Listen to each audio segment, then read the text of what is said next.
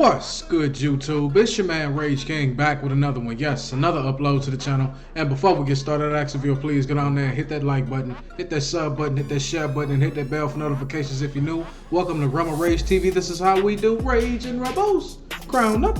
And if you're new to the crew, welcome to the Rage and Rebel Revolution. Now let's vibe. And y'all, as you see right here on your screen in this video, Mike Wang, yes, Mike Wang himself, is speaking on NBA 2K22 gameplay news. Now let's speak on it. Now, I get it. I understand. Trust me. I'm right on your side. I'm right there with you. I'm marching right there with you.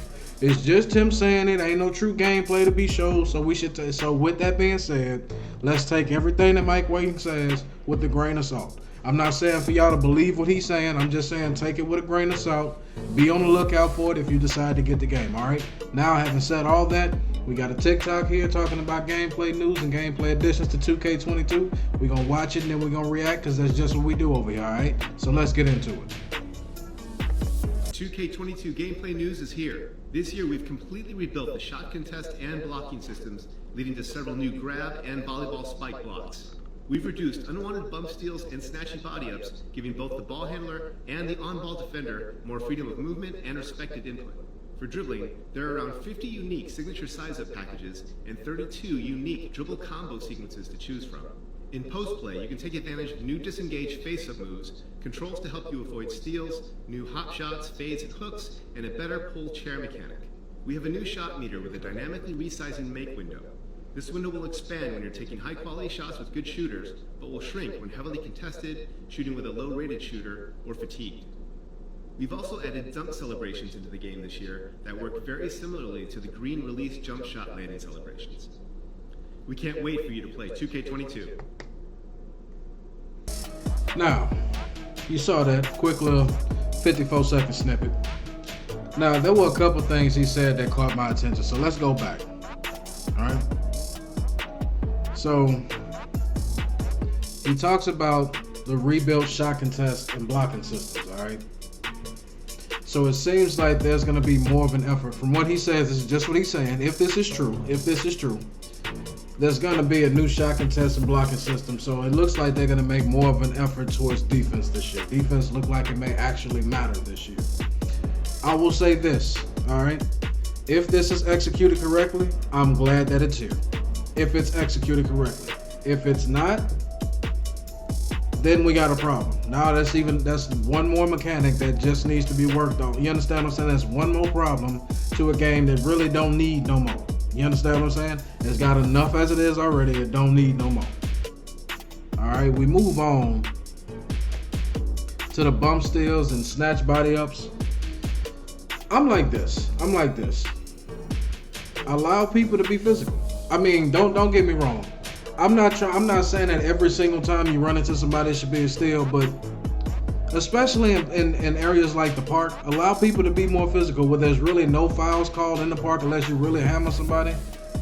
Allow them to be physical. You know, not too much, but allow them to be physical. You understand what I'm saying? Because I think too many times, and I'm like this with it. I'm like this, and this is probably more physics than it is bump steals. I'm like this. If you have the ball, right, and you dribble right into my chest, or you dribble right into my knee, or you dribble right off the side of my butt cheek, then the ball should be loose. You understand what I'm saying? That ball should be loose. You should be able to have the control to watch where you dribbling that ball. That's just a little bit more skill got to be introduced to the game. That's what I mean when I say by that. So now we go forward. The dribble sequences, I'm all for it. I'm all for the signature size ups and dribble sequences. I'm all for new dribble moves. However, will this get rid of the speed glitch? You understand what I'm saying? Don't have all this, and then people can just default right back to a broken animation or the speed glitch. We really don't need no more of that, please. I'm so tired of speed glitch. I'm so sick and tired of the speed glitch. Please stop with the speed glitch. Please get rid of it, please. But here's one I really want to pay attention to. Post play, I like that too. For the big men down there, big men probably gonna eat a little bit more to skill. You're gonna really see the difference with the post play, with the skilled big men versus the big men that just know how to rebound. You understand what I'm saying? Because I think that's a forgotten art in the game. Big men that can get down low and score. I know the NBA and a lot of the big time TV producers, the big time producers that show the NBA games and everything like that, I have you thinking that having a big man that can score down low is not needed anymore. That could not be any further from the truth. When you got a big man down low that can score and show he got skills to score down low, it makes all the difference in the world. If you think I'm lying, who just won the NBA championship and who just won Finals MVP? Oh yeah, a big man that scores down low. Enough said. Moving forward. Here's what I really want to talk about right here. Right here. Bread and butter right here. The shot meter. I'm going to go ahead and say this. Hear me and hear me well, Mike Wang and 2K Devs. Do not, I repeat, do not, I am asking, I am almost begging, please, do not make the shot meter so minuscule you can't see it no more. And please, for the love of all that is holy and good, please do not make shooting needlessly hard this year. Please. It should not take me having a 93-point rating just to be able to shoot past the free throw line. Please don't do that. All right? You should be able to have a 75 3-pointer and be okay. You should have an 80 3-pointer and be okay, especially if you wide open. If you can test it, okay, I can see that. You understand what I'm saying? Depending on your badge count. But if you're wide open and you got at least a 75 to an 80, you should be able to hit an open three. You should be able to consistently hit an open three with that rating, in my opinion. It should not take at least a 87, 88, almost a 90, if not a full 90, to be able to shoot properly and consistently. Please don't do that. That is so annoying.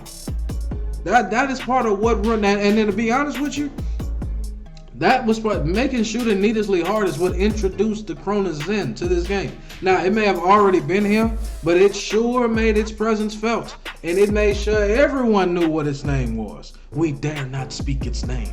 Corona Zen. Then this game right here, 2K21.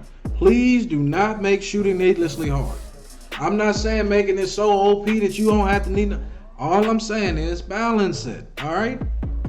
If 75 and 80 is good enough to get you to pass to the next grade in your respective school, high school, and college, then doggone it, it should be enough to be able to shoot a wide open three. And I'm just saying wide open three. I'm not saying be able to pull up on somebody taller than you or nothing like that. No.